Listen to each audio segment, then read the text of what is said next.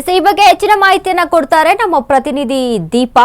ದೀಪಾ, ಈಗಾಗಲೇ ಇದೇನು H D Kumaraswamy ಮತ್ತು ಪರಮೇಶ್ವರ್ ಅವರ ವಾಕ್ ಸಮರ ಇದೆ, ಇದೊಂದು ರೀತಿಯಾಗಿ ರಾಜಕೀಯದಲ್ಲಿ ಮತ್ತೊಂದು ಸಂಚಲನವನ್ನ ಸೃಷ್ಟಿ ಮಾಡ್ತಾ ಇದೆ ಅಂತ ಹೇಳ್ಬೋದು. ವನಿತಾ, ಹೌದು. ರಬ್ಬರ್ ಸ್ಟಾಂಪ್ ಗೃಹ ಸಚಿವರು ಅನ್ನುವಂತಹ ಹೇಳಿಕೆಯನ್ನ ಯಾವಾಗ ಎಚ್ಡಿಕೆ ಕೊಟ್ಟರು, ಒಂದಿಷ್ಟು ಅದು ಕಾಂಗ್ರೆಸ್ ನಾಯಕರುಗಳ ಕೆಂಗಣಿಗೂ ಕೂಡ ಗುರಿಯಾಗಿರುವಂತಹದ್ದು. ಪ್ರಮುಖವಾಗಿ ಅಲ್ಲಿನ ಒಂದಿಷ್ಟು ಅಂದ್ರೆ ಬದಲಾವಣೆ ಏನಿತ್ತು, ಎಸ್ ಆಗಿರ್ಬೋದು, ಬಿಜೆಪಿ ಒಂದಿಷ್ಟು ಜನರನ್ನ ಅಂದ್ರೆ ಅಮಾನತು ಸೇರಿದಂತೆ ಎತ್ತಂಗಡಿ ಮಾಡುವಂತಹ ಅಥವಾ ವರ್ಗಾವಣೆ ಮಾಡುವಂತಹ ಪ್ರಕ್ರಿಯೆಯಲ್ಲಿ ಪರಮೇಶ್ವರ್ ಅವರಿಗೆ ಗೊತ್ತಿಲ್ಲದೇನೆ ನಡೆದಿದೆ ಅನ್ನುವಂತಹದ್ದು ಒಂದಿಷ್ಟು ಆರೋಪ. ಆದ್ರೆ ಆಯಾಯ ಬದಲಾವಣೆಗೆ ತಕ್ಕಂತೆ ಸಿಎಂ ಅದನ್ನ ನಿರ್ಧಾರ ಮಾಡ್ತಾರೆ. ಯಾಕಂದ್ರೆ ಕ್ರೂಷಿಯಲ್ ಟೈಮ್ ಅನ್ನುವಂತಹದ್ದು ಒಂದಿರುತ್ತೆ.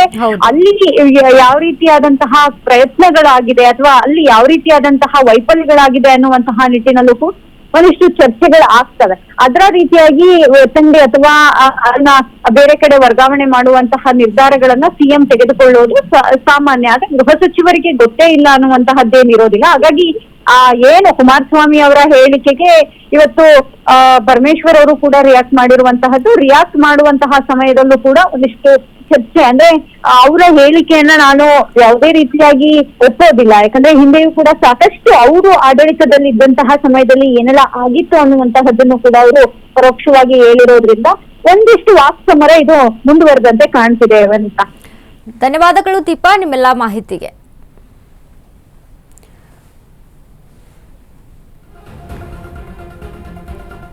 ಈಗಾಗಲೇ ಈ ಒಂದು ಬಳ್ಳಾರಿ ಗಲಭೆ ವಿಚಾರಕ್ಕೆ ಸಂಬಂಧಪಟ್ಟಂತೆ ಇದೀಗ ಪರಮೇಶ್ವರ್ ನನಗೆ ಈ ಒಂದು ಪೊಲೀಸ್ ಅಧಿಕಾರಿಗಳ ತಲೆದಂಡ ವಿಚಾರಕ್ಕೆ ಸಂಬಂಧಪಟ್ಟಂತೆ ಏನು ಗೊತ್ತೇ ಇಲ್ಲ ಅನ್ನುವಂಥ ಮಾತನಾಡಿದ್ರು. ಅದಕ್ಕೆ ಕುಮಾರಸ್ವಾಮಿ ಅವರು ಇವರು ಏನು ಗೊತ್ತೇ ಇಲ್ಲ ಅಂತಾರೆ. ಡಿ ಕೆ ಶಿವಕುಮಾರ್ ಹೋಗಿ ಅಲ್ಲಿ ಸಭೆಯನ್ನ ಮಾಡ್ತಾರೆ. ಗೃಹ ಸಚಿವರು ಗೃಹ ಇಲಾಖೆಗೆ ಯಾಕೆ ಡಿ ಕೆ ಶಿ ಎಂಟ್ರಿ ಕೊಡ್ತಾರೆ ಅನ್ನುವಂಥ ಪ್ರಶ್ನೆಯನ್ನ ಎತ್ತಿ ಇವರು ರಬ್ಬರ್ ಸ್ಟ್ಯಾಂಪ್ ಮಿನಿಸ್ಟರ್ ಅಂತ ಹೇಳ್ತಾರೆ. ಇದಕ್ಕೆ ಈಗ ಕೌಂಟರ್ ಅನ್ನ ಕೊಟ್ಟಿದ್ದಾರೆ ಪರಮೇಶ್ವರ್.